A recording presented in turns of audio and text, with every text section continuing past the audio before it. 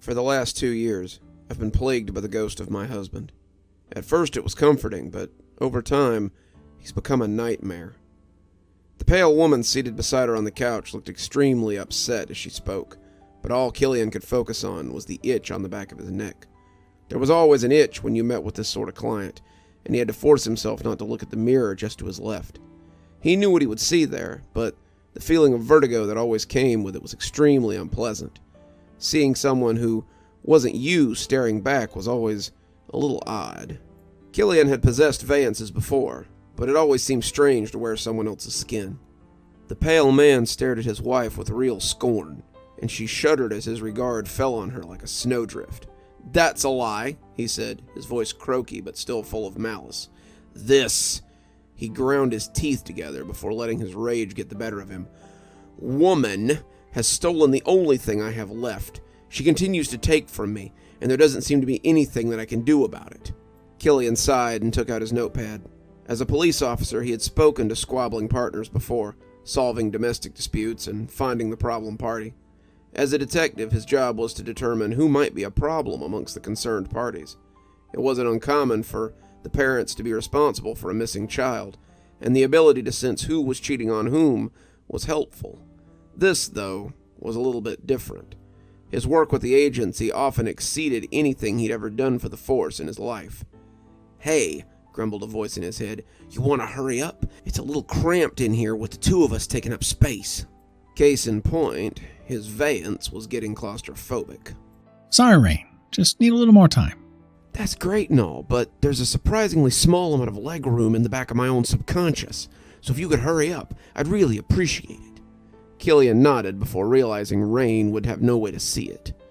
Renoir Dupree, Rain to his friends, was a part-time Vayance and a full-time psychic. Rain was one of only a handful of humans who knew about the agency, and most psychics, the real ones at least, had a working relationship with them. You see, when that old lady in the headscarf has her eyes rolled up to the white so she can channel your great-grandma, what she's really doing is requesting information from the agency and having that ghostly bureaucracy check to see if she has the clearance to know that level of the unknowable. Neat, huh? Instead of actually talking to your relatives, you're just talking to some old mouthpiece who's using the afterlife to keep the cogs turning in an endless stream of paperwork and misinformation. The trade-off for having the information fed to you as you pretend to be a vessel for the spirit of somebody's great-gram-gram was that you actually had to be a vessel for spirits from time to time. The agency tasked these mediums and psychics as Vayances, so we could move around in the real world, and it was dead useful sometimes if you had to interact with the living world. This allowed the agency to solve problems like this one without tipping off the living. Hence why Rain and Killian were working on a ventriloquism routine in the living room of the recently deceased and his wife. Killian wasn't sure why he had been sent. This was something a junior investigator could have handled, and was a little outside of his pay grade. Still, Killian didn't have much else to do these days, so he'd agreed. "What seems to be the problem?" Killian licked the tip of his pencil before he began writing, and could feel Rain shudder a little inside his own head. "I left behind an unfinished manuscript when I died," the pale man began. "After my husband died, I worried that his legacy would be unfinished," his wife cut in, and Killian realized that the two couldn't hear each other. Wait. Let's start with your names." "I'm Rayla." "And I'm Mark," the pale man added, but Rayla looked at him strangely. "Wait, can you see him?" Killian smirked. "Well, of course.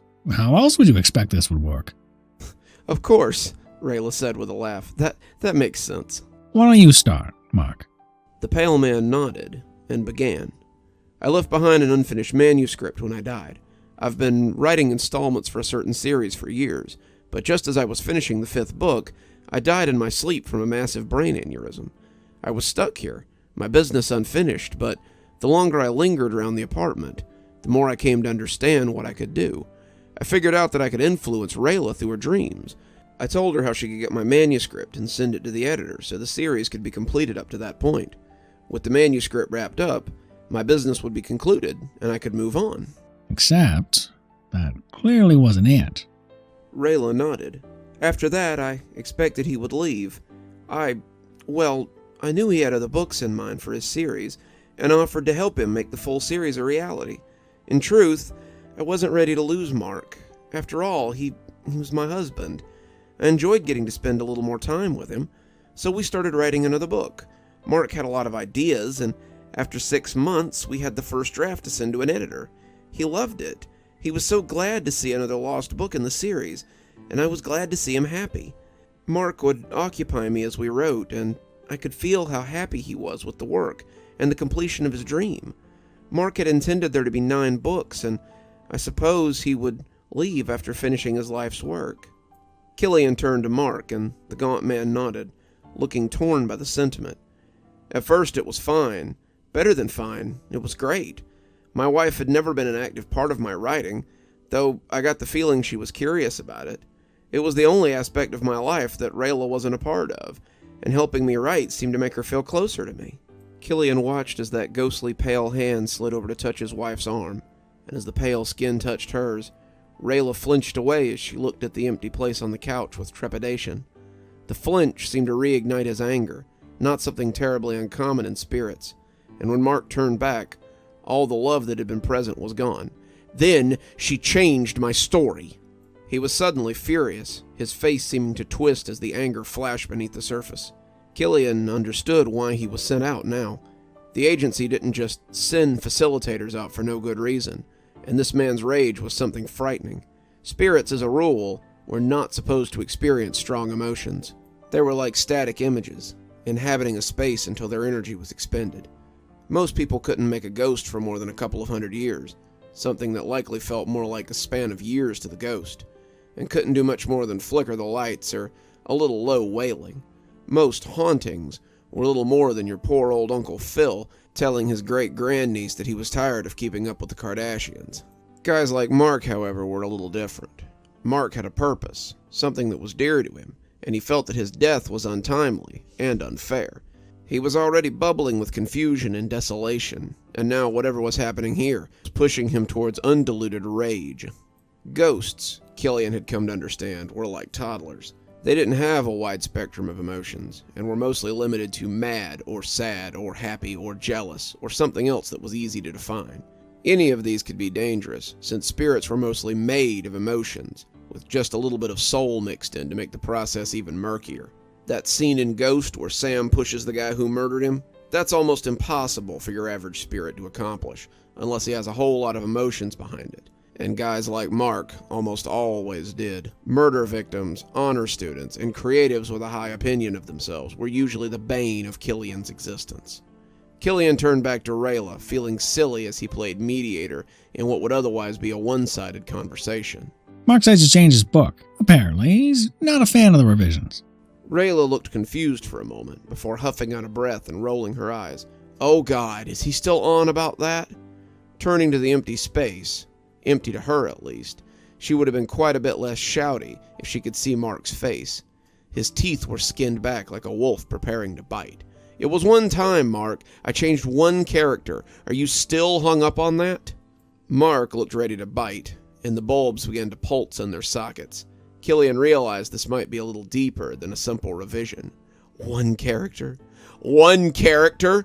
He shouted, ethereal spittle spattering unnoticed on her cheek. You left Elizabeth Maker alive. Elizabeth Maker was supposed to die in Book 7. She was never supposed to exist after the fall of the Lupercalia Council. The two had been unknowingly having a shouting contest, but when the first bulb popped like a firecracker, Rayla flinched and looked around surprised. Killian elaborated on what her husband was saying, and Rayla cleared her throat, some of her bluster evaporating as the lights continued to strobe. Yeah, he wanted Elizabeth to die at the end of Book 7, but I didn't want to kill her. Killian looked at his notebook, rain grumbling in the back of his head as he tried to make sense of all this. You'll have to excuse me, we don't really get new releases at the agency, so don't be offended when I ask, what the hell are you two talking about? Mark and Rayla looked equally as astonished at Killian's naivete. Have you never heard of the Lines of Succession? Rayla asked. Can't say as I have. Work keeps him pretty busy. Is it popular? It's only one of the most prominent fantasy series of the last 3 years, Mark said. I was in talks with AMC and Showtime for a series, at least before I died. Geez, Killian, you've never heard of Lines of Succession? Don't get out much, do you? Rain said smugly from the back seat. Killian ignored him and pressed on. So, why didn't you kill off this character if Mark wanted her dead? He's writing the book, so then shouldn't she be dead? Elizabeth Maker isn't just some character. She's the love interest for Maxim Niles. Mark intended to sacrifice her in order to bring the Temple of the Fang down on the heads of the Lupercalia Council. He knows that Elizabeth is my favorite character. Hell, the fans love Elizabeth too, and he knows that. Her sacrifice was symbolic, Mark shouted, Ryla stuttering as her breath came out in a puff of smoke. It was meant to push Maxim to fight the Shadow Pack to avenge her death in the 8th book. Now he has no real motivation to fight the Pack. He won't even know about the Pack Lord, and he won't find his honorable death at the end of Book 9. You've ruined everything! Another bulb popped, and Rain began to whimper from the back seat again. Okay. So why not just rewrite the story so you can have the ending the way you want it? Killian was hoping to calm Mark down before his anger overtopped him, but this turned out to be the wrong question. Because she sent a copy of the manuscript to my editor against my wishes, Mark screamed, practically vibrating off the sofa as he shouted. He kept sabotaging the manuscript. He did something to the computer so I couldn't use it, and if it hadn't been saved online, I'd have had to rewrite it. So I sent it to the editor from an internet cafe, and I'm glad I did. They like the fact that she survived. The fans like that she survived, and the book has tested very... But she stopped talking when the first book rose up off the shelf and pelted towards her. Killian barely ducked another one, and soon the air was full of flying missiles. The books and knickknacks on the shelves, the magazines on the end table, had all begun to flash around like lawn furniture in a tornado. Killian reached over to pull Rylea away from Mark's ghostly form as it began to float off the couch. The two of them backed towards the corner, Killian grabbing a TV tray as he knocked the books that chased them out of the air. As Mark floated, his pale skin became an ethereal green. Rayla gasped, her eyes growing wide as Killian realized that she could see him too. Rain was gibbering, asking little questions in a high, panicked voice, but Killian turned him way down. This was why they had sent him. The agency knew that Mark was getting ready to go nuclear, full-blown poltergeist, and they needed someone to talk him down, or to take him down. Killian may have been able to do just that, but he didn't think the agency had known how short Mark's fuse was. Mark could be saved, just like a certain little girl Killian knew had been saved, but he had to act fast. There was a storm brewing, and it threatened to drag Mark into the vortex. Killian stepped out as the wind whipped at the cuffs of his ridiculous purple shirt, his TV tray still held at the ready if something should come flying his way. Mark Gabriel Francis, Killian shouted, seeing him shudder as the power of his full name fell upon him. I know you're angry, but you're in real danger if you keep this up. Mark was standing at the center of a swirling whirlwind. One of the bookshelves fell over, the last of its books now circling in the storm, and the gray ottoman seemed to be hanging by its peg legs. The wind swirled with papers, knickknacks, books, and other small items that the growing tornado had picked up. Mark's eyes rolled to the whites, and Killian saw them run with bloody tears. Blood ran from his ears and nose, too, likely the way he had looked in death, but he was no more ghastly a creature than some of the others Killian had helped. You're on the cusp of becoming something terrible. Don't let your anger make you a monster. What choice do I have? She's ruined everything. She's ruined my vision. I can't let her get away with this. She cannot be allowed to live. She can't be allowed to taint my ideas any further. Killian ducked another book, a heavy tome that would have likely laid his Vance out, and tried again. I know you're angry. There's nothing worse than dying without closure, but this isn't the way to get it. If you give in to your rage, you won't be able to pass on. You'll be stuck with nothing but the candle of your emotions, just waiting for it to burn out and leave you in darkness. Mark laughed, and the sound made the window shudder in the frame. Then what? Hell awaits me? I don't believe in that. Don't try to preach to me. I'm beyond such things now. There are worse things than hell, Mark. Hell is many things to many people, but there's a darker void for those hell won't take. A paperback crashed into Killian's shoulder, but it was all the response he received. Mark hung in the center like a terrible eye to a building storm, and even his name had no effect on him now. As the cutlery flew out of the island that separated the kitchen from the living room, Killian took a step back and rejoined the huddled widow. Rain was bemoaning that he had ever signed up for this crap and praying to God that if he ever got out of this situation, he would return to church and find a job that required fewer dead people to occupy his head.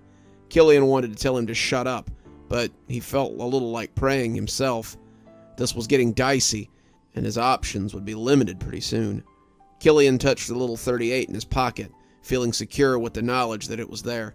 It wasn't really a .38. No more than any of the other weapons manifested by the members of the agency, but it was Killian's source of power and his only means of attacking spirits. He would have to exit his veyance to use it, but he doubted Rain would mind much. Something rankled him as he thought about the gun, though. The voice said it wasn't time for that yet, but soon there would be no other choice. He looked at Rayla and yelled over the typhoon. If you want to talk to him, now would be the time. We're almost past the point of being able to save him. Rayla looked undecided as she hunkered in her corner, but Rain's shouts told Killian flatly that that was a bad idea. Are you crazy? He'll kill her. She's the source of his anger. He'll rip her to pieces if you send her out there. Killian thought about that, taking Rayla by the shoulder and asking something he should have asked from the start. Did you have a good reason to save Elizabeth? Rayla looked disbelievingly at Killian, but the nod that came in the wake of his question told him that he was on the right track. Then go tell him that. And if he kills her, Rain asked, your agency won't like that one bit. Fuck the agency. They wanted me to handle this. I'm handling it. Rayla. Killian spoke out loud as he shook the scared woman a little to gain her attention. This may be your last chance to talk to your husband on this side. If you need to tell him something, now's the time. Rayla looked past Killian, and as she got to her feet, Killian was reminded of a newborn giraffe he'd seen at a nature show once. Each step seemed to be less sure than the one before it, and as Rayla approached Mark, that terrible figure turned to look at her. Mark, she half whispered, a fillet knife missing her by an inch as she shrank to her knees. Do you know why I spared Elizabeth? Because you never understood my work. You always resented that I put it before anything. You blamed it for us never having children, for the fights we often had, and ultimately you blamed the stress for my death. Rayla had to shift a little to avoid several paperbacks that ruffled the back of her head. It was because I knew how it would make Maxim feel, she yelled, and some of the items that had been prepared to careen into her stopped midair. She looked up at Mark, his face surprisingly inviting, as it enticed her to explain. I thought about that broken man. His love ended in the pursuit of his quest, and I remembered how much it hurt to lose you. Your life was over, but I was left behind to figure out what came next. I reread your books after the funeral, consuming them all in the space of a week. In a way, they became like the children we never had. They were the only pieces of you I had left, and I cherished them. When you came back to me, inviting me to help you finish your work, I felt closer to you than I had our entire marriage. His eyes had unrolled, the blood fading from his face as she spoke, and as Mark floated back towards the couch, the items in the whirlwind hung frozen in place, like planets caught mid-orbit. In a way, these new books were our children, born from your mind and my effort. I cherished them all the more. When you told me to kill Elizabeth, though, I knew I couldn't. She was too important to Maxim, and I didn't want him to know the loss that I had felt. I didn't want anyone to feel that loss. I didn't want to feel that loss ever again. When he wrapped his arms around her, she pushed against him as if he were flesh and blood. The items dropped around them, knives thankfully falling to the carpet as opposed to into anyone made of meat, and Killian fetched a deep sigh as he realized it was finally over. Tell your boss there better be hazard pay involved in this, Rain said, clearly not sharing in the fuzzy moment that was going on around them. I was never warned that my body might be in danger while you guys use it for your little walkabouts. Just soak it in, Junior. These are the little wins that are few and far between. Killian smiled as the two reconciled quietly, understanding that it had almost gone very badly, and feeling grateful that she had managed to turn it around. Would you really have shot him? Rain asked. Killian watched them, the glow coming off them like a space heater in mid-February. I've shot people I liked a lot more than him. and it's my job to put down the monsters when they burst out of their human form. Luckily, tonight that wasn't necessary. Killian hoped that a return trip wouldn't be necessary either. Perhaps the two would find a way to finish Mark's legacy without the need for agency intervention this time. Come on, Rain. I think our work is done here.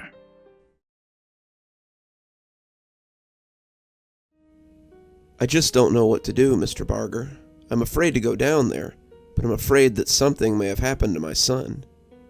Killian sat making notes, trying to look everywhere but at the woman sitting across from him. Miss Tolworth was a new ghost, to be certain, and hadn't quite managed to form a death mask yet.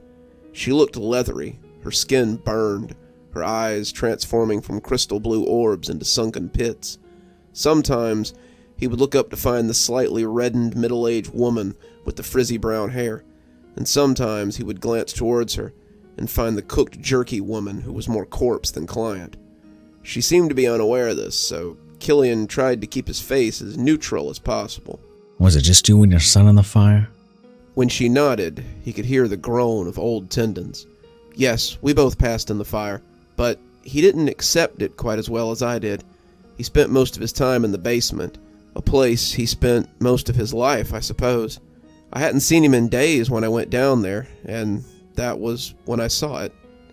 Killian looked down quickly, seeing her mask slip again momentarily, making a thoughtful noise as his thick old pen scratched across the page. These were the tools Killian had used most in life, his pen and pad, and Killian estimated that he had gone through 100 or more of them. He sometimes wondered if he would ever come to an end on this ghostly pad, but after all the cases he'd gone on for the agency, there was always a fresh page ready when he needed it. It was likely something similar to his watch and his clothes, things he'd had on his person when he died, which his memories kept looking the same as they had in life. That was comforting to a certain degree, knowing that when you needed them, they would be there. And Killian hoped that such memories would give Miss Tolworth her face back in time. What can you tell me about your son, Mrs. Tolworth? Anna, please, Mr. Barger. And when she said it, her face returned to the woman that she had once been. The half-burnt corpse and the vacant eyes were gone, and Killian saw the woman from his report seated on the broken remnants of her couch. She sat amongst the burned shell of her home, the fire that had killed them still being investigated by the local police, and Killian could already see her memories of the home trying to reassert themselves. She would likely move on without much trouble, her mind already prepared, but Killian wasn't so sure about her son. Killian heard something crash downstairs as he made notes, the thump sounding huge and angry. Carla had been pretty clear on what was waiting for him down there, though even she hadn't been completely sure what lay in that broken basement. It's likely a nightmare or some sort of shade drawn by the boy's anger. It's possible that he may have become a Geist as well. Either way, put down the creature so that Mrs. Tolworth can move on. The agency had sent an investigator out to take a look, but it hadn't gone well. Facilitators were a little too dear to waste on petty matters like this. But when investigator Harper had come back with stories of some great beast, the agency had to rethink its stance. The burns on Harper had been like nothing anyone had ever seen. Ghosts were hard to burn, as a rule, and Killian remembered biting his lip as he watched Harker being taken to the infirmary, knowing he'd be called to resolve the dilemma next. If there ever seemed to be an opportunity for the agency to be rid of Killian, they seemed to jump at the chance. Killian had worked with Harper a few times, and the normally put-together old ghost looked like a burn victim.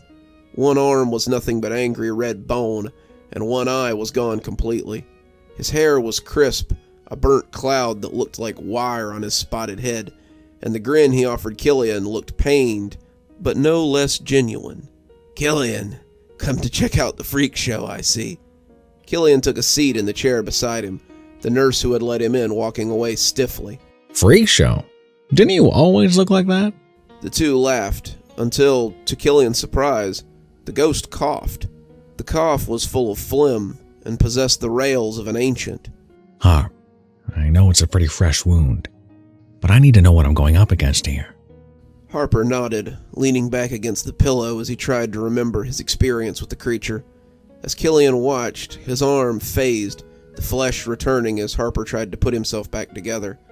The eye winked and the spotted flesh flickered, but the burns returned a moment later.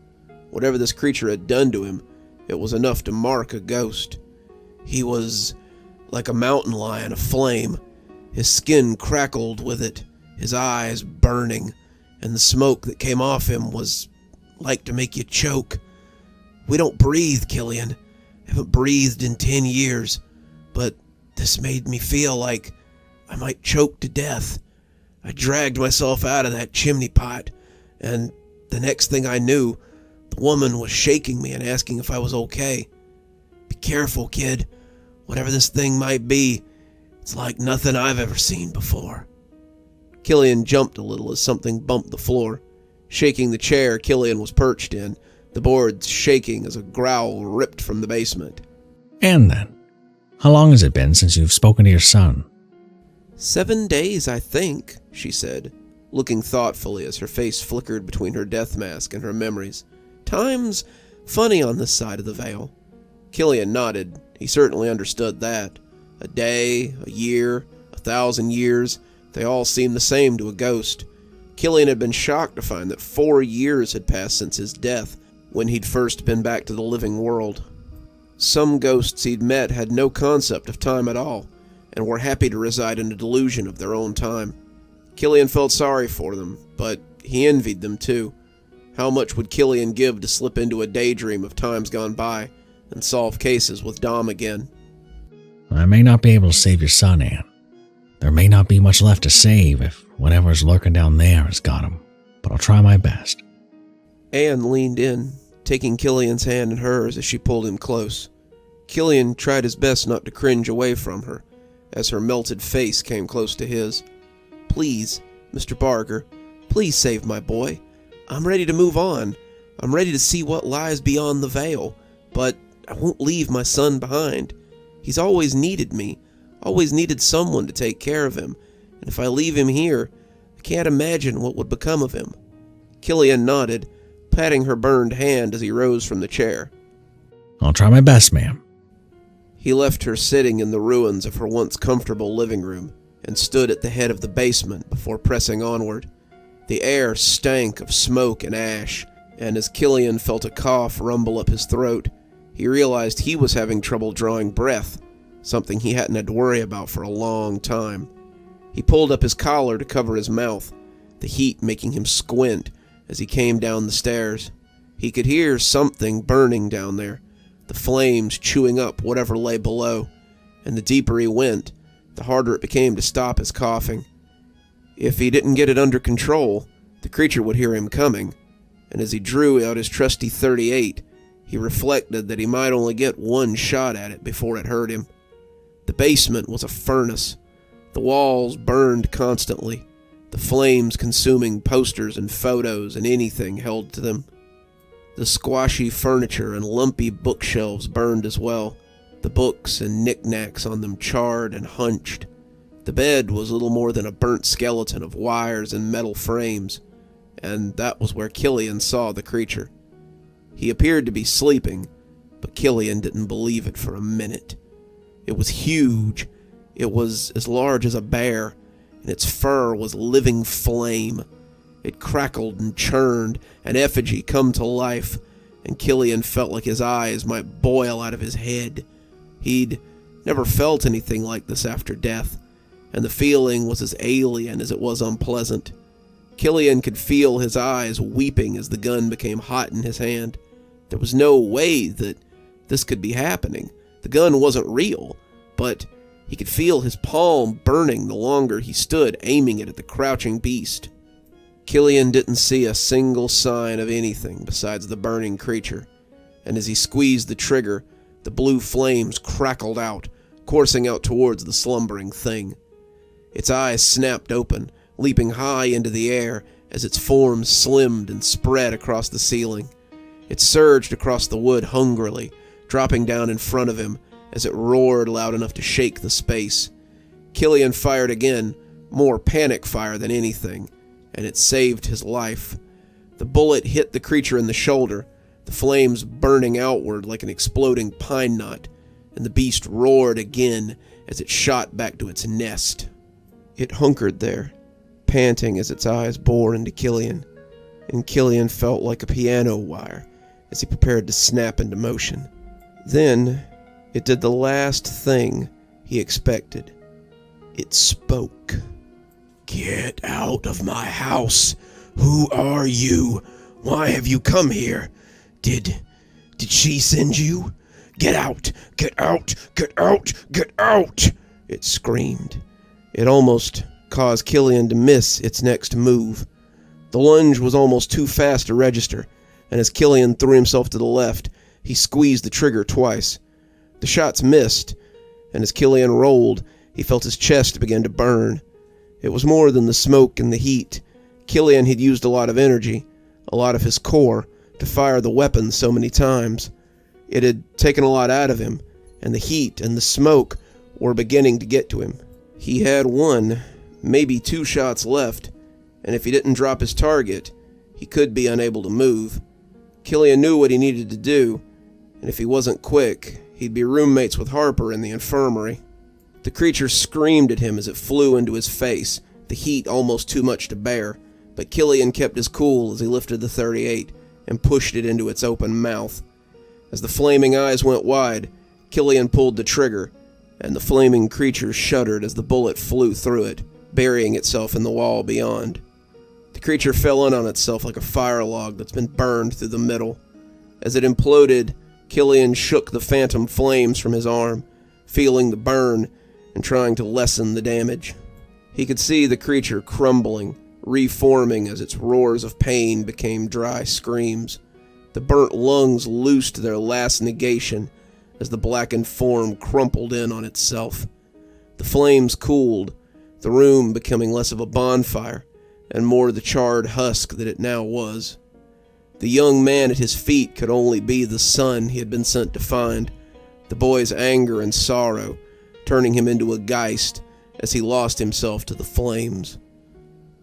Killian stooped and scooped him up, but as he touched him, the boy's body burst into starlight.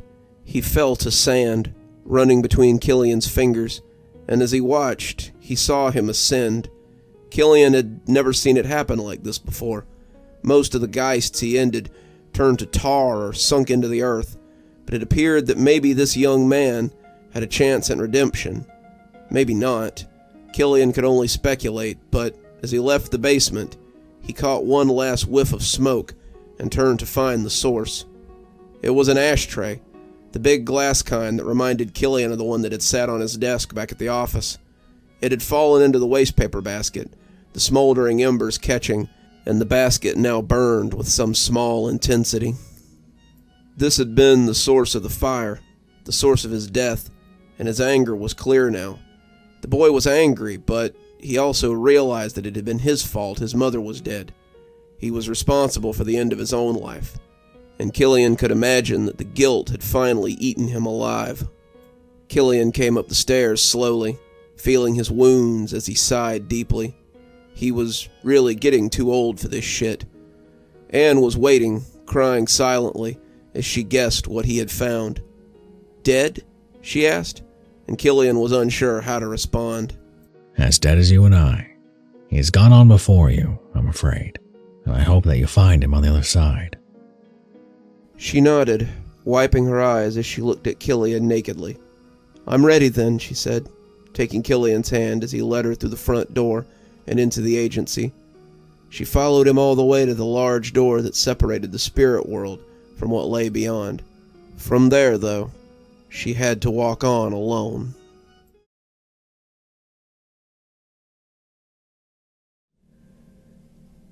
Killian checked the address as he walked up the steps to 1313 West Oak.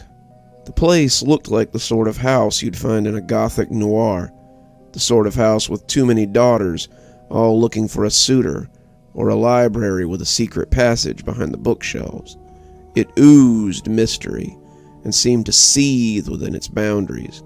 Killian could see the windows on the 3rd floor, a lighted cyclopean eye that watched him without any love. Killian might have been intimidated by the place, if it had been real, but its current form was little more than a coat of paint for a sagging monstrosity which it had become. Johnathan Weston lay within, but What else Killian might find there was open to interpretation. It had all started with the arrival of Gavin Strong to the agency. Carla had called Killian to her office one afternoon, and Killian had arrived to find a well-dressed young man sitting across from her.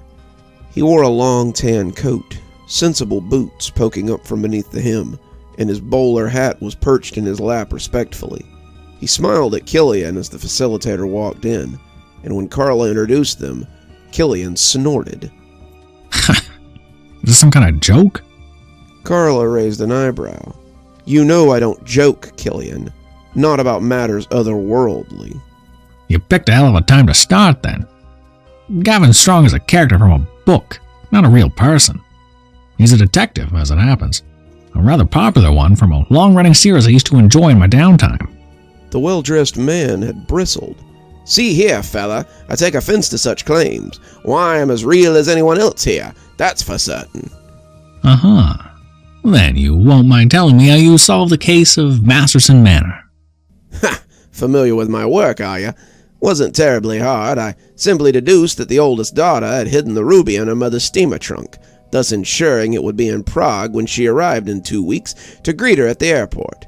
She would switch luggage with Mommy Dearest and get away with the family gem scot-free. Killian had looked at Carla, trying his best not to ask if she were serious again. Yeah, except that's the caper of Masterson's dowry. I've read them all, Carla, and the only mystery I'm a little foggy on is where he came from. Is there a convention in town or something? No, Carla said, looking back at Gavin. He's real, but he's not real. He's a very convincing construct, sent in place of our latest problem spirit. She told Gavin he could go, and the detective had huffed off somewhere to do whatever it was that the ghosts of fictional characters did. Carla invited Killian to sit and slid a file towards him. Inside was someone else that the detective was familiar with. He should be. He'd read about 100 of his novels when he was still alive. Killian had been a voracious reader in life, and anyone who loved books knew about Johnathan Weston. He'd been writing since before Killian was born, and every new book was a reminder that the old man wasn't dead yet. He wrote everything from detective stories to gothic romance to action-adventure novels to high fantasy, and was celebrated by the community for his prodigious talents. So he's finally kicked the bucket then? Killian asked, leafing through the report.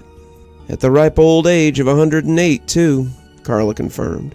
The problem is that, instead of him, we received Mr. Gavin Strong, noir detective. Killian furrowed his brow. How's that even possible? We don't know. The working idea is that Mr. Weston was such a prolific writer that his characters died when he did. So what? The man's such a gifted writer that he's written his characters to life? We don't know, but Strong isn't the first character to show up since his death. Killian looked over the report and loosed a high whistle. John Mandrake, too, I see. And Captain Tibbet, Rachel Lancaster, Robert Hopp.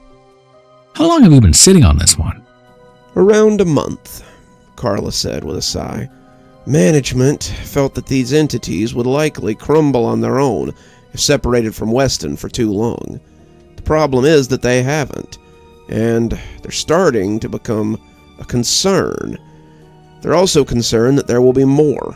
Johnathan Weston has written about 300 stories, and if each of his characters decides to come here, then the agency could get very crowded. Why not just move them on? Killian asked, tossing the pictures back into the file. They haven't got souls, Killian. We've sent John Mandrake through the void 3 times now, and he always just comes back. We don't know what's going on, but we need it to stop. These entities might be proof that Weston had become a Geist, but if that's the case, his unfinished business could make him a very powerful one. I need you to go to his home and try to get him to move on peacefully. Otherwise, you might be sharing your office with Detective Gavin Strong. And so, Killian had found himself on the doorstep of 36 Palm Lane, though not quite.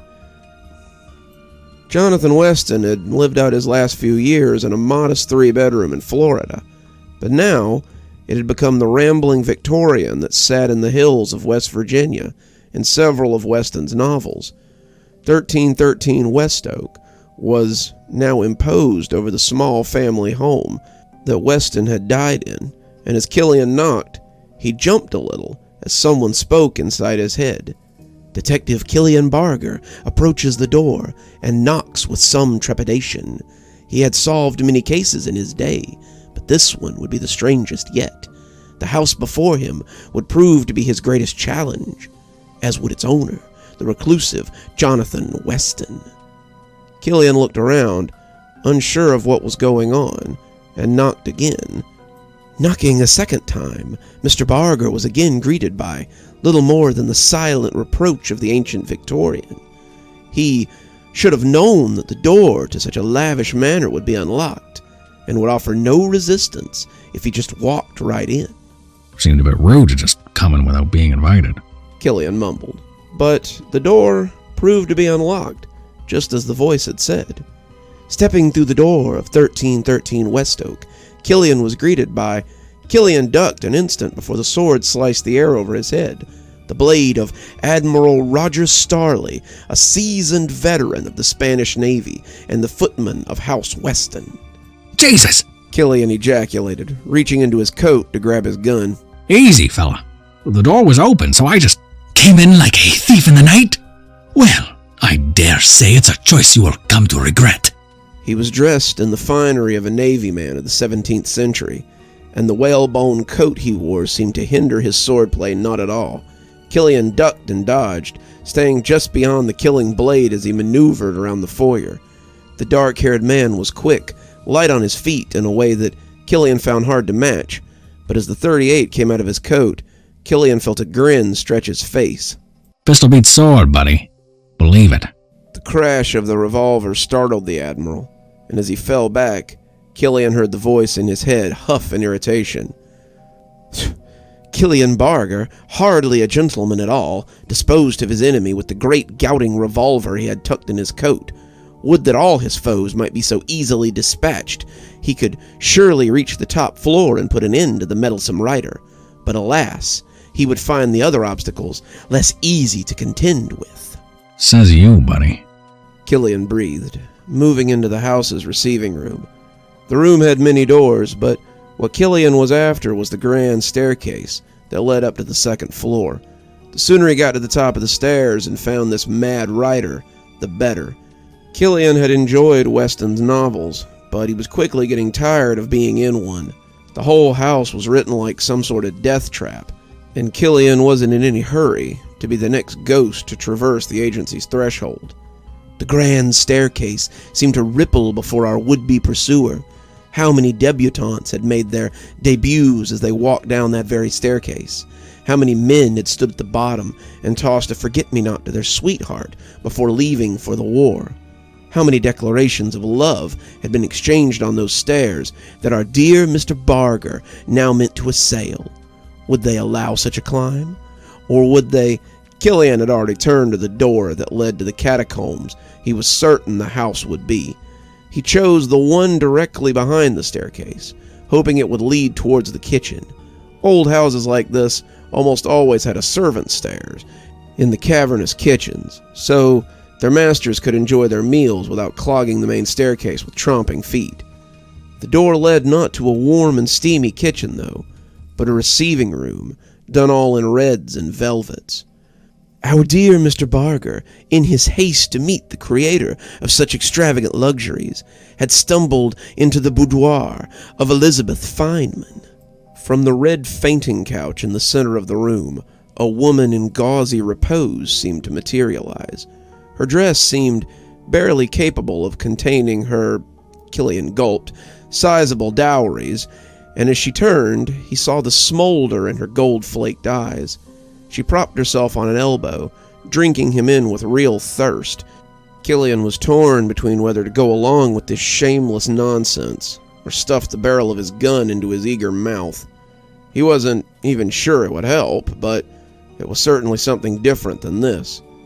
Let's not mince words, Mr. Barger. Elizabeth said as she rose from the small sofa. "I know the desire that lives within you. I feel it too. But you know my heart belongs to Grigor. We must stop this torrid affair before it goes too far. We must part before my betrothed becomes the end of us both." As she spoke, she had moved very close to Killian, and the detective had retreated with uncertainty. "Look, lady, I don't know what game you're playing at, but all I'm interested in is getting to the top floor so I can get to the bottom of this. I need..." But there was an angry gasp behind him, and both Killian and Elizabeth spun to find a burly man in a crushed velvet suit. His hair was swooped back like some kind of dandy, but the way his muscles bulged at the suit was enough to tell Killian he could be trouble. Ah, but the two had been discovered by Grigor, the oldest son of the Pendergrast line. The sight of his beloved with a strange man was enough to fill him with rage, stoking his passion and pushing him to violence. "Elizabeth, how could you?" At some point, she had pushed very close to Killian, and he was careful how he pushed her away so as not to make the impropriety any more apparent. "Look, buddy, I got no intentions with your gal here. I'm just passing through and I..." His words fell on deaf ears. Grigor was filled with rage, and the only balm for such a wound would be... lead. Killian cut him off, shooting the man before he could break the 5-foot mark and come within grabbing distance. As Grigor fell, Elizabeth cried out and went to him, crying over him as he lay dying on the floor of the sitting room. Elizabeth, shocked by the display of cowardly violence, fell before her love, holding him as he presented her his last line of love on this side of the veil. "Elizabeth, But Killian was already in motion. He didn't have time for this.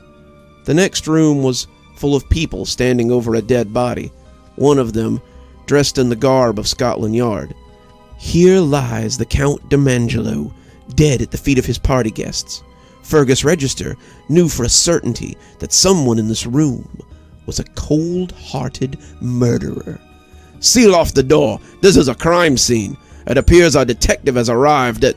But Killian strode past him. He had even less time for this. "You could at least pretend to play along with some of these, you know. It's not easy coming up with stories on the fly like this." "The only story I want is the one where I make it to the top and get you to knock this all off. As a being with near infinite time, not even I have time for this, Mr. Weston. Now, take me to the attic where we can put an end to all this." The next room Killian entered wasn't a room at all. He stepped out onto the deck of a beautiful double-masted galleon, the crew preparing to repel the crew of a pirate ship, coming up on their right side. Ah, the men of the Widow's Spirit clutched their weapons tightly. They couldn't hope to repel the forces of Captain Redwind, the dread... Hey, where are you going? Killian hadn't stopped for more than a second. He was searching for the stairs, looking for some way to progress.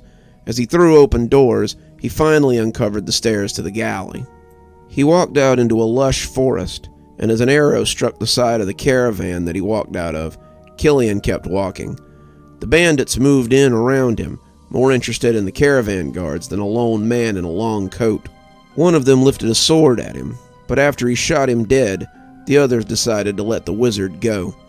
"This is very rude, Mr. Barger." Killian kept right on walking. "I could send you to hell next, you know. Is that what you want? Perhaps to the bottom of the ocean, maybe inside a volcano. I could send you to any number of unpleasant places. Perhaps I will. Perhaps that's just what I'll do. Maybe I'll..." But Killian said nothing. He let the old man ramble as he looked for the exit. Killian kept walking until he found the burnt-out remains of a farmhouse and the root cellar that took him to... nothing. He descended into the earth and came out in a pitch-black room with no stairs, no light, no way out. "Very well, then. If you won't play along, then you can sit in the deep space, for all I care." Killian shrugged as his feet lost contact with the ground, the stars twinkling to life as he floated in the void. "That's fine. I'm a ghost, Weston. I have nothing but time. You, on the other hand, have something to lose if the agency sends one of its less tactful facilitators." "Oh, really? And what might that be?"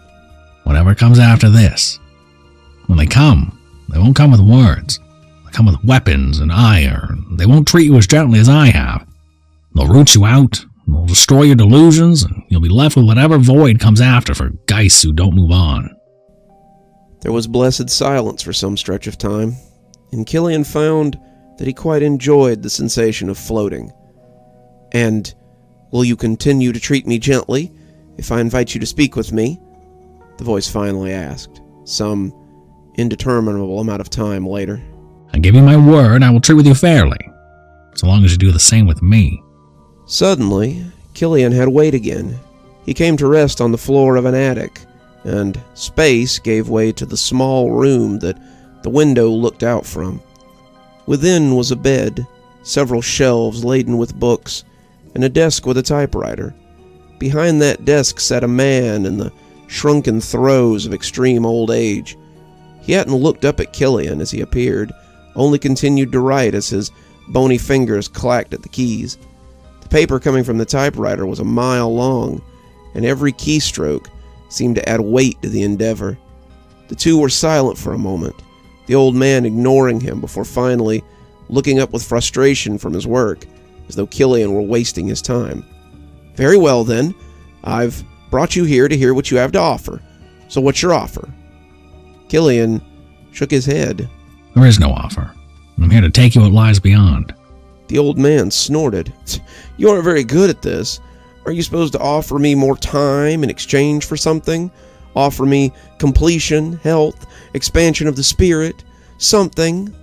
All I have to offer you is rest. It looks like you could use it. Aren't you tired of all this? Wouldn't you like to rest for a while? "Rest?" Johnathan scoffed. "Who has time for rest? I have so much to do, so many stories to tell, so much unfinished business. I need more time, more time. Then I can rest. Only when my work is complete will I truly be at rest." Killian laughed, and the old man paused in his typing to look up at him. "Did I say something funny?" Even if I could grant you more time, it would never be enough. A day, a year, a lifetime, you would still say it isn't long enough. You've written all you can, Johnathan Weston. Lay your burdens down and come to the other side while you still can. He looked skeptical, but Killian noticed that he had stopped writing. What's beyond that door, detective? What waits on the other side for a man like me? Will God welcome me as an equal? Will he scoff at my labors? Will I be as a flea to those who created everything? I can't speak for what lies beyond. I've never been. But I can say that whatever lies on the other side is real. The longer you linger in your own mausoleum, the less likely you are to ever move on to what comes next. Do yourself a favor and lay your burdens down for a while. Johnathan Weston looked into the placid keys of his typewriter and fetched a huge sigh from the depths of his soul. Perhaps you're right. I've lived with the hollow shells I've made for much too long. Will you walk with me when I go? Will you lead me there? Killian reached out a hand. I'd be glad to. So they all just turned to ash where they stood, Killian said, sitting once more across from Carla. That's what they tell me. When Johnathan Weston crossed the threshold, the ghosts he had created turned to dust and were no more. Killian thought about that for a moment before getting up and taking his leave. Where are you off to in such a hurry? The asylum. It's been a long day, and I think I'd like to visit someone who's happy to see me for a change.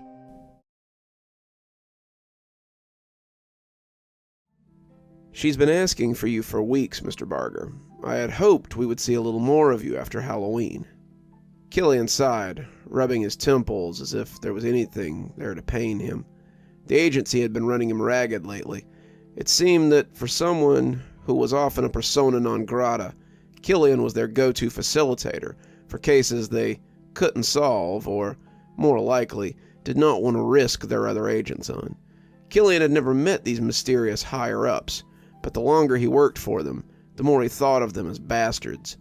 When the hospital called him, he realized that he hadn't seen Madeline in nearly 5 weeks. The agency keeps me busy, Nurse Radcliffe, as you know. Nurse Radcliffe was dressed for work in the tent hospitals of World War I, and her speech was as crisp as her dress. "Mr. Barger, what I understand is that you have a responsibility for this child, or have you forgotten?" Killian wanted to flash at her, but he knew she wasn't just talking to wound. He had stood before the agency board and vouched for Madeline, telling them that she was redeemable. Madeline had no clue of this, of course. She'd been in the asylum receiving treatment, but Killian knew that he hadn't forgotten. Madeline was important to him, and somewhere in the rush of cases, he'd forgotten that. What can you tell me about what's happened? As he rounded the corner and came to the entrance of her ward, however, the answers became apparent. Where the doors and glass windows should have been, there was only one door, and it looked more like the front door of a house. She has created her own premises, it would appear. Killian whistled. That was pretty serious. Ghosts could create premises from their memories pretty easily. When Killian stepped into a comfy living room, or a dirty trailer, or someone's first apartment from the 1960s, it was usually because the resident spook was broadcasting their memories over the space.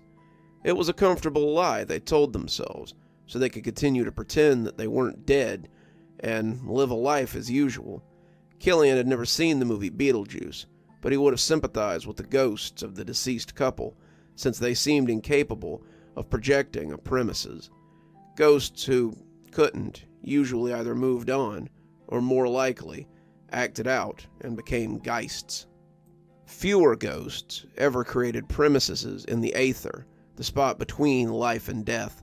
A ghost might have a niche, like Killian's office, in a spot they were familiar with, but not a full-fledged premises. To create one here was like manifesting serenity at a heavy metal concert. It wasn't impossible, but God, was it difficult. How long has she been in there? Killian put a hand on the door to test its solidity. There was no give in the wood. It was as real as it had been in life. 2 days, Nurse Radcliffe said. That's when we called you.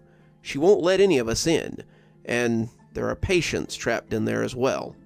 Has anyone from the agency been informed? Killian was almost afraid of the answer. If the agency found out that Madeline had created her own little pocket dimension and was holding spirits hostage, there would be no arguing on her behalf this time. They would send her on, whether she was ready or not. You're the only one from the agency we have called so far. I was hoping that someone could do something less drastic to reach her. Translation, she knew as well as Killian did what would happen if they found out what was going on here. I appreciate that. If I don't come back, call Carla at the agency.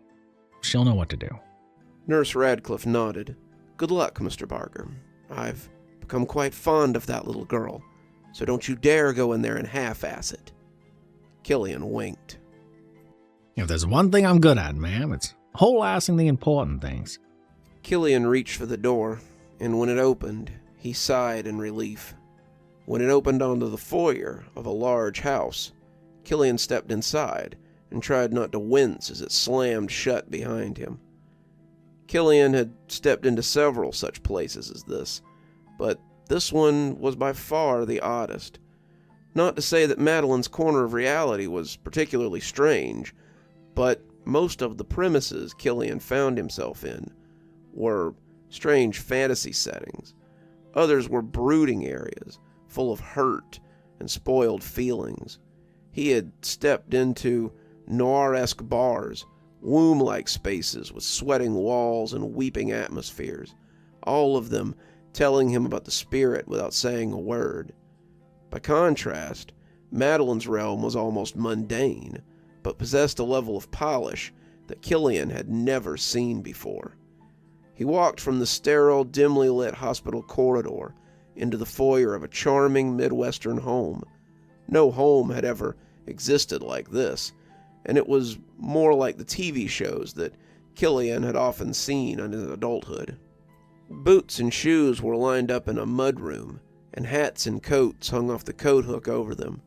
The hallways were lined with pictures of smiling children and happy families, and Madeline seemed to be present in all of them. From down the hall, Killian could hear the raised voices of laughing adults and the happy gabbling of playing children. It sounded like a party was going on down there. A party, or maybe a family reunion. Killian stepped carefully down the worn wooden boards of the hallway. He wanted to draw his gun, wanted its warm weight to reassure him, but he knew that might be a mistake.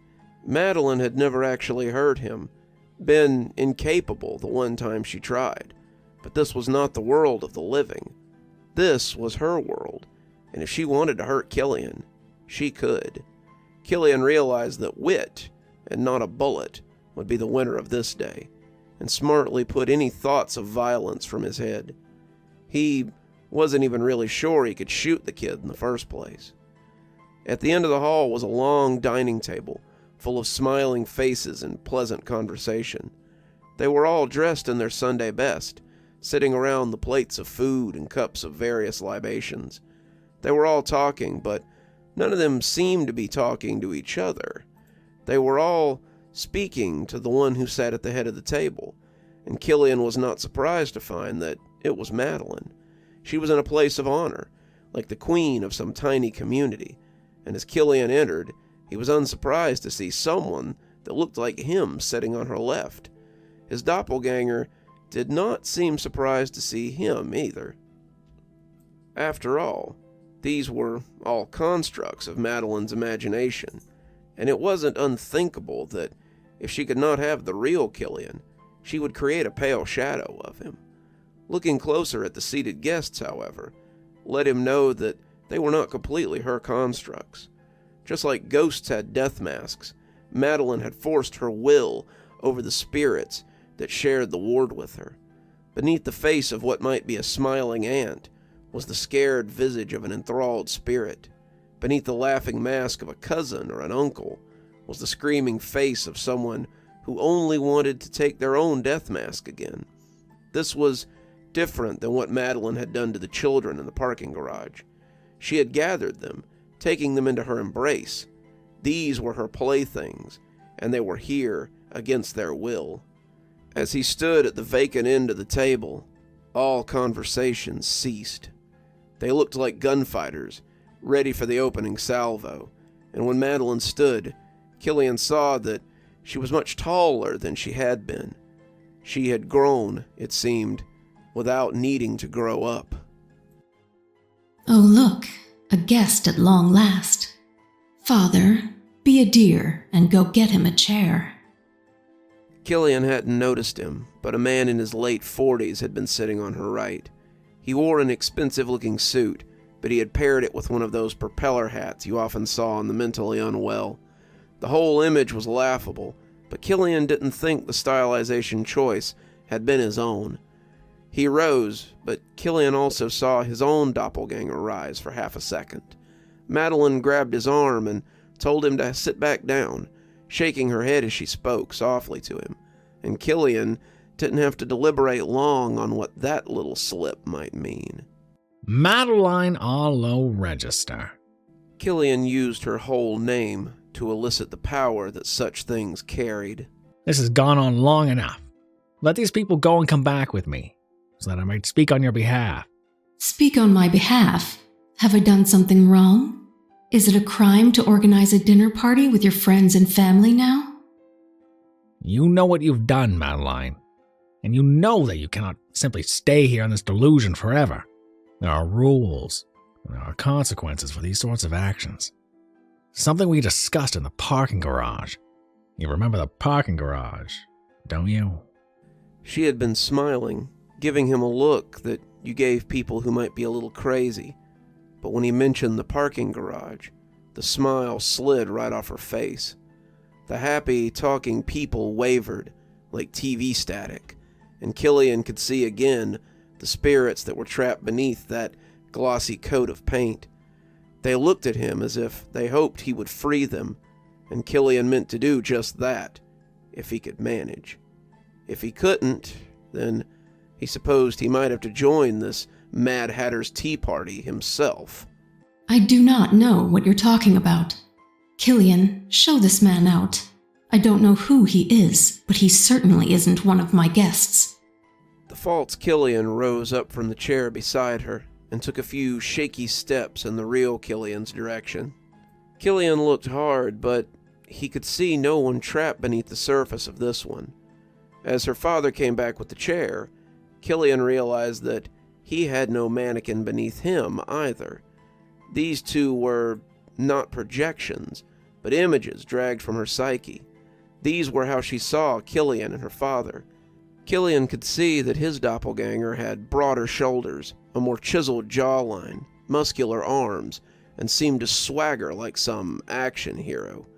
By contrast, her father was a small and frightened man who seemed to struggle with the chair he carried. He could not hurt her the way he had hurt her in life, and that was exactly what she wanted. She wanted Killian, the brave protector, and her father, who could do little more than caper for her amusement. But things like this were often easy to shatter as snowflakes. Killian felt like a bastard already, but he knew what had to be done. "All right, buddy," the false Killian said, sounding so much like Humphrey Bogart that Killian almost rolled his eyes. "You're scaring the lady. I think it's time you go." He put a hand on Killian's shoulder, but there was no real danger in it. The hand felt like a scarecrow's cast-away glove full of useless hay. He grinned swaggeringly, sure he had him, and when Killian pulled his gun, the image didn't seem afraid in the least. I'll give you one more chance, kid. I don't want to have to hurt you, but if you make me, then it's how it has to be. Madeline looked scared, but the other Killian seemed sure of himself as he reached into his coat to get his own gun. The real Killian's gun was loud as it barked, and when the afterimage fell away, Madeline screamed hopelessly. The room was quiet, and many of the other images began to waver drunkenly as Madeline tried to keep her costume together. The fake Killian had fallen now, but there was no blood on him. He lay there, still grinning, and Killian wondered if he might have looked that way when he died too. Some of the dinner guests had tried to leave again, but when Madeline slammed her hands down on the table, everyone stopped. How dare you? How dare you come into my place of refuge and treat me this way? How dare you take people hostage like this, after all I've done to convince the agency that there's no danger in you? How dare you put yourself in danger like this? After all I've done to insulate you from the people who want to kill you, the ones that see you walk through the door and never come back. Madeline sobbed as the tears began to run down her face in ugly lines. You left me alone for so long. I know no one here but you. I have no purpose but to sit in this bed with nothing to occupy my time in infinity but the brief moments when you come to see me. I became hopeless. I began to compare you to my father, and the longer I sat by myself, the more the similarities seemed to make sense. Killian wanted to be mad, but he couldn't find it in himself. She was right. He'd done exactly what her father had done for most of her childhood.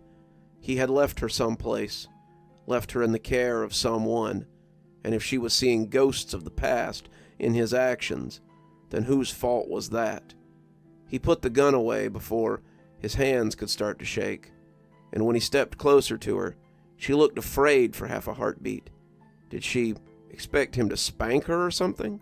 The thought was almost laughable, but Killian didn't dare in a place such as this. Instead, he wrapped her in a hug and felt her tears on the front of his ratty old shirt.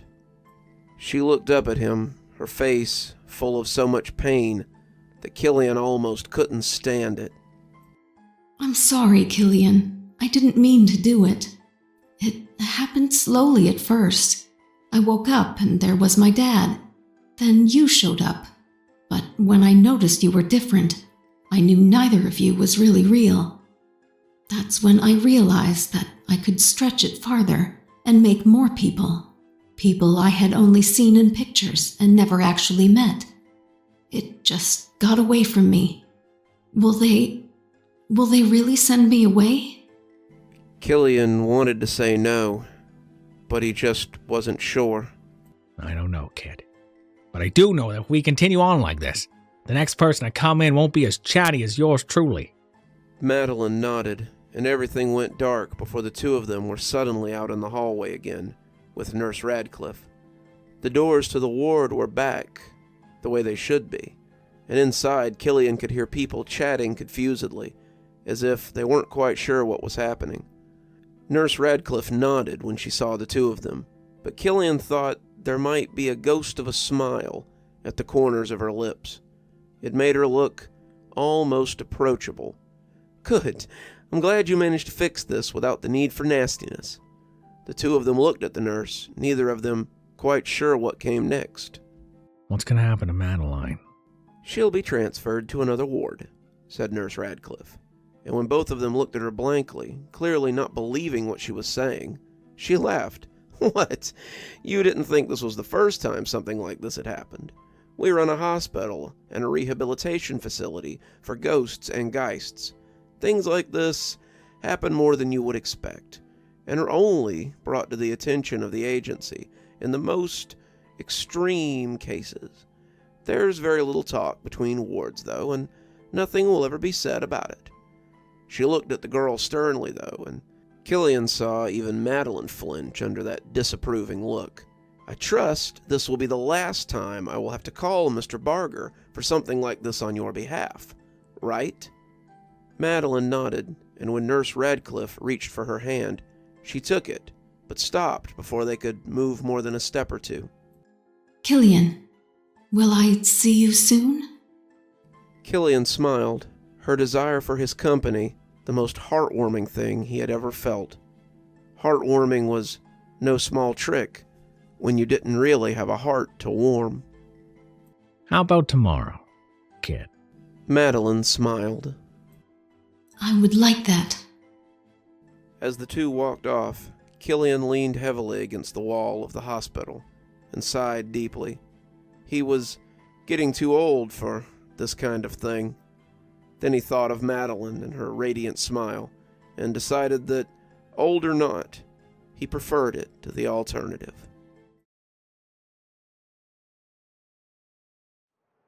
When I agreed to help you, Rain, this wasn't what I had in mind. Rain had called him a few weeks ago, saying he was ready to call in his favor. Killian was more than willing to let him cash in his chips, too. He owed Rain for the unfortunate nonsense of the year before, a case involving a fellow using a ghost as a power source, and Rain had been more involved than Killian had strictly wanted him to be.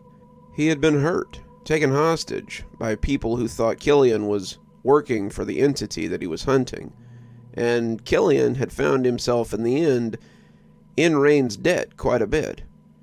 Rain had found his current boyfriend during that case, so Killian supposed it wasn't a total loss for him, though. Now they were sitting in the last place Killian would have expected the favor to take them, at the tables in Las Vegas playing poker. Rain had explained the plan as they got ready, the man primping before hitting the casino floor.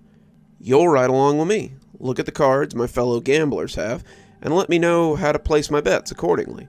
I'd like to come back with some money, so the only strangers I have to invite into my house stop in the living room.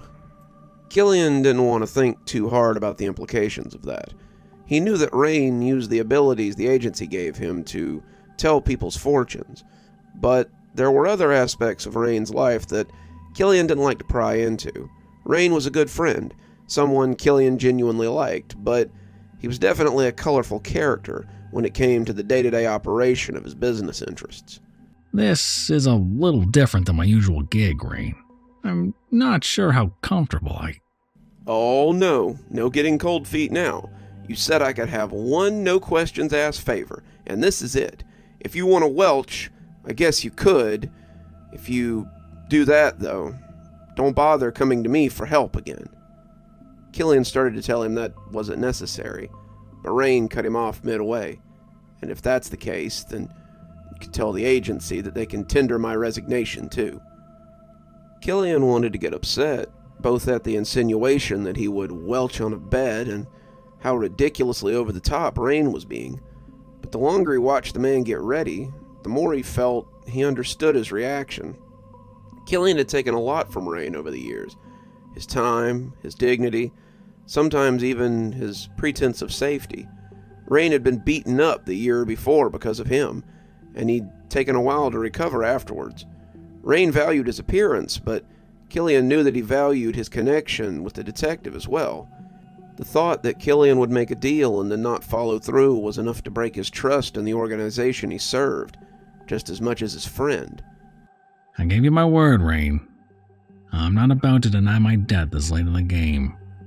He had been appeased, but as the preening Rain finally headed out to try his luck, Killian wondered if he might have bit off more than he could chew. This wasn't technically a violation of the rules, but it made Killian feel a little off. The agency didn't have any scruples about fleecing the living, but they did take umbrage to the living using the dead for their own gains. To Killian, this was him repaying a debt, but the agency might not see it that way if Rain was caught. Killian was conflicted as they headed out onto the noisy casino floor of the Majestic, but the sudden immersion into the miasma of light and sound took his mind off of it. He was back amongst the dead again, and the number of oxygen tanks and open flames was a little alarming. Watching the oldsters throw their social security payments down the throats of the one-armed bandit was a little sickening, and Killian wondered how many of them would be visiting him in the coming years. Most of them likely wouldn't have the spirit to linger, but more than a few of them would make for some formidable spooks. As they moved amongst the glitz and glamour, Rain's eyes looked for the best place to inevitably waste his money. "See anything promising?" he whispered. Promising. Sorry, Rain. There's a lot of neon here, but none of it pointing to an easy score. "Fat lot of help you are," Rain grumbled, taking another look before finally settling on a free table on the outskirts. It wasn't full by any means, and the table company left a lot to be desired. The man on their right had more cologne on than he needed, and could have saved himself the effort of putting all that greasy chest hair on display from the neck of his silk shirt. The man on the left seemed to be pulling oxygen from his tank as fervently as he pulled the smoke off his stogie. He was garbed in Walmart splendor, his cargo shorts complemented by the fake leather of his chair cushions.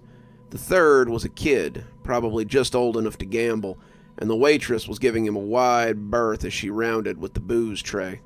She, like Killian, likely doubted the authenticity of whatever ID had gotten him through the door. The dealer smiled at Rain and dealed him in as he set his chips down, and they began. "All right, Killian, let me know what I'm up against," he whispered as he checked his cards. Killian sighed, leaving Rain as he moved around the table. Outside of his Vayance, the world looked a little different. Killian had never been to Vegas in his life, and his mind had no brush to paint the landscape with, give it dimension. As such, the casino became monochrome, and Killian could see Rain's tablemates for who they truly were. The old man was like some grotesque baby, a bottle in each hand, while the hairy man beside him was a wolf in cheap clothing. The kid was more normal, but he looked like a toddler sitting at the adults' table for Christmas dinner. None of this was terribly new to Killian, however, and he went about his business. The wolf man with the loud cologne had 3 8s. The old baby man was sitting on an incomplete straight, though he could easily change that if the cards went his way. And the kid had nothing, except a pair of 5s, and he was likely pretending those weren't trash. Killian returned to his Vayance, settling back into the man as he conveyed his findings. Old man could have something, but he'd have to draw for it. The kid doesn't have anything, but Harry Hal there has 3 of a kind. Rain looked at his hand, seeing a pair of queens. "Well, that's a start. Let's see what we can do." Over the next few minutes, Rain added another queen to his pair, and the old man folded when he couldn't complete his straight. The guy with the 3 of a kind hung in there, and the kid tried to play it cool as he continued to sit on nothing. Chest hair raised, Rain raised, the kid folded, and then Rain called and scooped up $200. The cards came out again, and For the next several hours, the pair played. The longer they went on, the less Killian suspected Rain really needed his help. Rain turned out to be a skilled card player, and several times when Killian suggested he fold, he played on and won. Rain was smart, cagey when he needed to be, and gave nothing away to his opponents. Killian found his respect growing for the young man, the more they interacted outside of work, and as midnight passed, Rain had accumulated quite a lot of money. They didn't win every hand, but Killian was quite proud of their pot and was no longer divided on the part that he was playing in all of this. The kid finally sighed in disgust as he tossed his cards down, leaving the table with nothing but injured pride, and as the next hand came out, a new fella stepped up to the table. "Mind if I sit in, gentlemen?" Killian looked up when he heard the voice and felt a shiver run through him as he took in the man with his bony fingers as he took the kid's empty seat. The man was tall, what others would have called rail thin, and had an eldritch-looking hat on that looked like it'd be right at home on a cattle drive.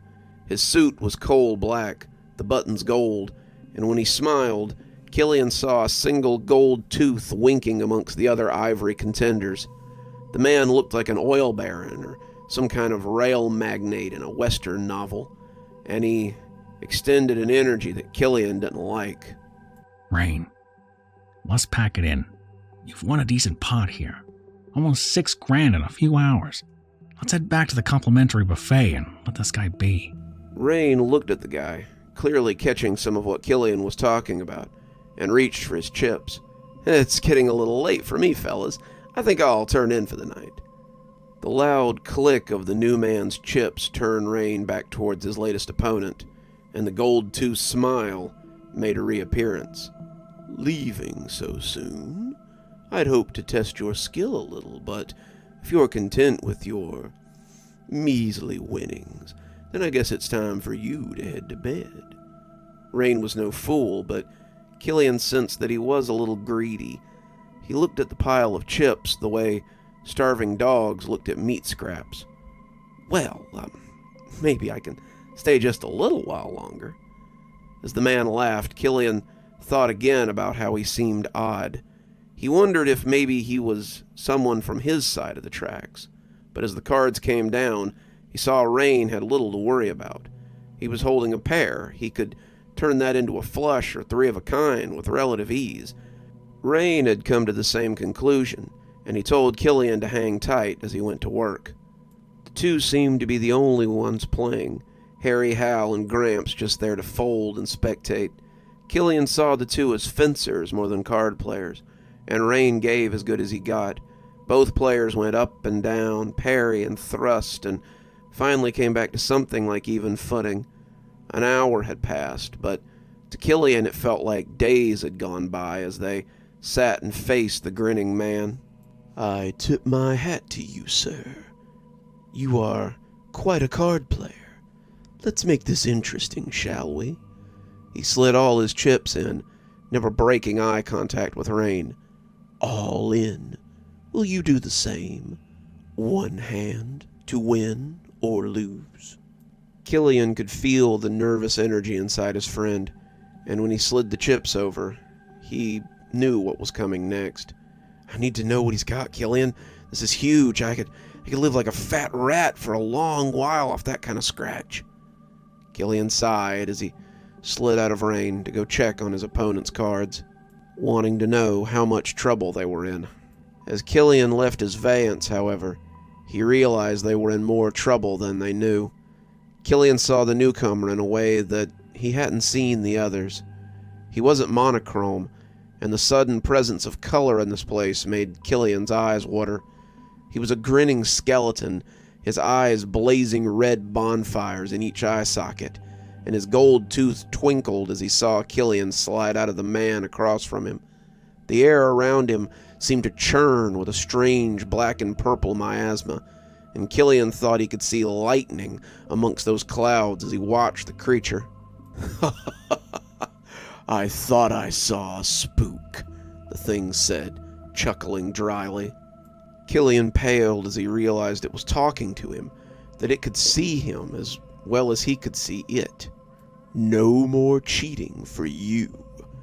It extended its hand, and Killian felt himself drawn towards it. The call of that bony hand was undeniable, and the more Killian tried to focus his will, the slipperier it became. He was leaving Rain behind, moving towards that gaseous mound of color and lightning. The closer he got, the more he realized those sparks weren't lightning at all, but trapped spirits as they collided with the boundaries of their prison. Killian drew his weapon, but the spirit just laughed at him. Don't waste your time, little shade. I was old when you drew your first breath, and I will still walk this blasted land when you finally pass on. Killian fired anyway, but his usual concussive blasts were muted somehow as they passed within the stranger's sphere of influence. He squeezed off 3 shots, quick fast, but each was less spectacular than the last. They slid into the miasma and were lost amongst its folds, never falling back out the other side. Killian closed his eyes as he came in close, certain his limited existence was about to come to an end. "Stop!" came a commanding voice that brought Killian up short. He turned his head, his form wafting a little away from the bank of smog, and saw Rain sitting forward. His form looked oddly colorful here in this space. He was dressed in a series of multicolored scarves, looking for all the world like Joseph in the Technicolor Dream Cloak, and as he looked at the creature, he steepled his fingers in a decidedly wizardly fashion. The two stared at each other appraisingly, Killian seeming to hang in the balance, and he felt the ebb and flow of energy between them. It appeared that Rain might be a little more substantial than Killian had given him credit for. "Son, this spirit and you are attempting to cheat in my territory. If you do not wish to be drawn in with him for your crimes, I would suggest you step aside." To his credit, Rain never flinched. "This spirit is in my debt, and you are attempting to bid him while he is fulfilling his promise to me. Under the laws of incorporitatis, that makes you as much a thief as I am a cheater." The stranger looked at him, his fiery eyes twinkling, and flashed his bony grin again. "So, how shall we settle this, speaker?" "As you said, a single hand. Winner take all. If you win, we leave with our winnings and bother you no longer. If you win, then you get my friend and I in the bargain." Killian started to scream at him not to make such a deal. He was beginning to understand what this creature was more and more with every word it spoke, but when he opened his mouth, nothing came out. His vocal cords were frozen, his words stolen, and he was a silent spectator in the coming duel. As the color returned and the two once again took their places in the land of the living, Killian was held in limbo to watch it all unfold. It was maddening to watch your fate decided by something as simple as the turn of a card. The game went on, but Rain and the well-dressed stranger were the only two playing. The man with too much chest hair folded right away, and the old man seemed to have dozed off sometime in between hands. The two combatants handed in their cards, drawing new ones, handing them in again. They anteed, the money no real objective to them. They were all in, and when Rain called, the stranger dropped his opening salvo. He had a full house, king's high. Killian looked at Rain, and as the man turned his eyes towards the grinning dead man, he was glad to see that he didn't look scared in the least. "4 of a kind," he said, dropping a line of 2s with a 9 in the wings. There was silence for a moment. Then the stranger laughed hard and deep. It was not an altogether merry sound. "Well played, young man. I believe I will find my sport elsewhere. I wish you safe travels, though I would recommend you start that journey sooner rather than later." Rain nodded, and as Killian slid back into his friend, he heard a harsh voice in his own ear. "Stay out of my town, spook. I won't be so polite a second time." Rain scooped up his chips, excusing himself to the others as he took his winnings to the cash window. As he waited for his payout, Killian heard him sigh deeply as the cool ran out of him. I've never been so scared in my entire life. What the hell was that? Killian thought about how best to answer as he took a deep breath of his own. Rain had some idea of the perils they'd been in, but Killian doubted that he knew how close they had both come to oblivion. They may not have beaten the devil, but they had kicked him in the shins and run away before he could give chase. There's a legend in the Old West about wandering spirits who make deals with mortals for their souls. Usually this takes the form of a drinking contest, but there can also be games of chance or skill. He's a spirit of competition, a wandering ghoul with many names. And who better to have taken control of Las Vegas, I suppose. Very few mortals have bested him, so consider yourself very lucky. As the woman came back with his winnings, the money secured in an envelope, Rain thanked her and headed back to his room. How much do you think it'll cost to push my ticket to an earlier flight? Rain asked, looking over the nearly 15 grand in hundreds he had inside a brown paper rectangle. Killian looked behind them and saw the well-dressed man standing in the middle of the casino floor, his grin noticeably absent as he watched them leave. Less than your life. That's for certain.